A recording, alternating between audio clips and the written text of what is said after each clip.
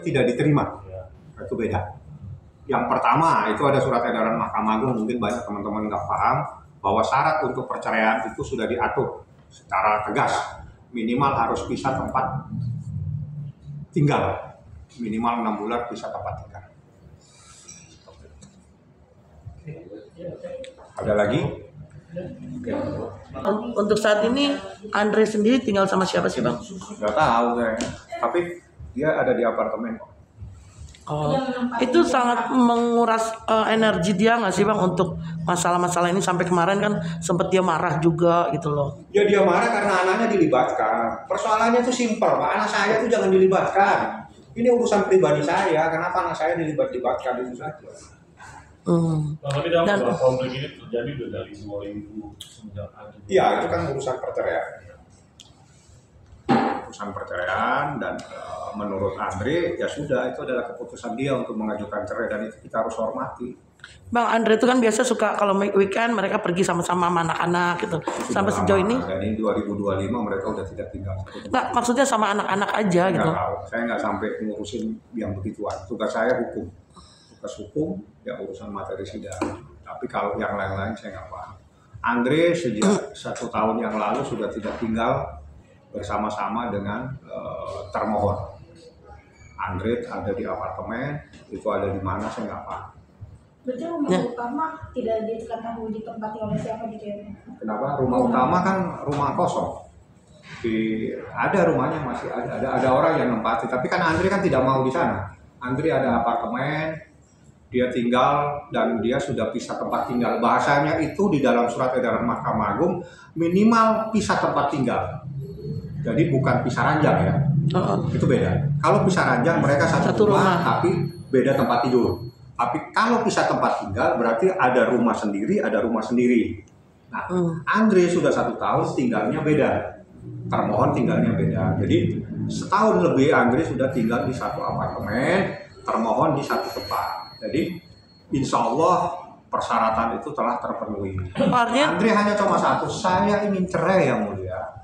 Itu aja yang dia. Jadi rumah induk ini artinya rumah utama ini tidak ada sama sekali. Di Tangerang Selatan rumah utama. Tidak ada sama sekali yang nempatin. Ada, masih ada petugas. Maksudnya tidak antara kedua orang ini? Nggak ada.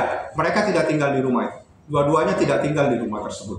Andre di apartemen, yang termohon tidak tahu ada di mana, saya tidak paham. Yang jelas Andre punya tempat tinggal sendiri, namanya di apartemen di Jakarta mana, saya nggak paham.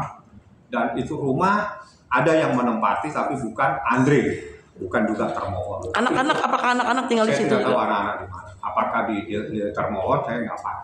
Yang jelas Andre punya tempat tinggal sendiri. Oke. Bang, kalau disinggung soal Andre kalau mempertahankan pernikahannya akan sangat begitu berpengaruh terhadap dia. Itu pengaruhnya seperti apa sih Bang? Ya kalau penderitaan Anda pernah rumah tangga? Belum. Udah Bang. Bertanya sebetulnya. Udah Bang. Yang bertanya yang berumah tangga. Udah.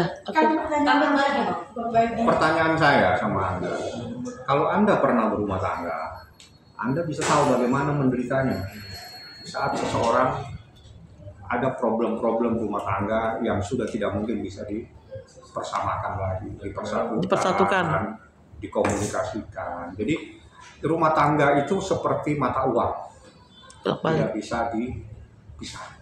Jadi kalau sudah menyatakan bahwa saya sudah tidak sanggup untuk mempertahankan rumah tangga ini, akhiri. Karena pengakhiran sebuah rumah tangga itu adalah penyelesaian supaya tidak menderita. Karena kalau diteruskan, penderitaan yang berkepanjangan itu juga akan dosa seseorang. Jadi jangan dipertahankan, akan menyebabkan mudarat yang berkepanjangan. Jadi orang jangan menganiaya dirinya sendiri. Tidak boleh kita menganiaya diri sendiri. Kalau memang sudah tidak sanggup lagi untuk dipertahankan, ya akhiri. Tidak ada sesuatu yang salah, apalagi itu diputus oleh pengadilan.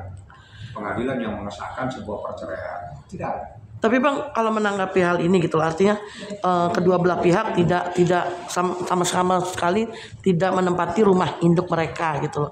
Itu seperti apa sih Bang? Ya, kalau seandainya orang itu memang punya rumah banyak, oke lah ya. Banyak. Tapi kalau tidak, rumahnya banyak, bukan satu, banyak banget rumahnya, ada di Batu, ada di mana-mana Andre. Rumahnya banyak Andre, itu bukan satu.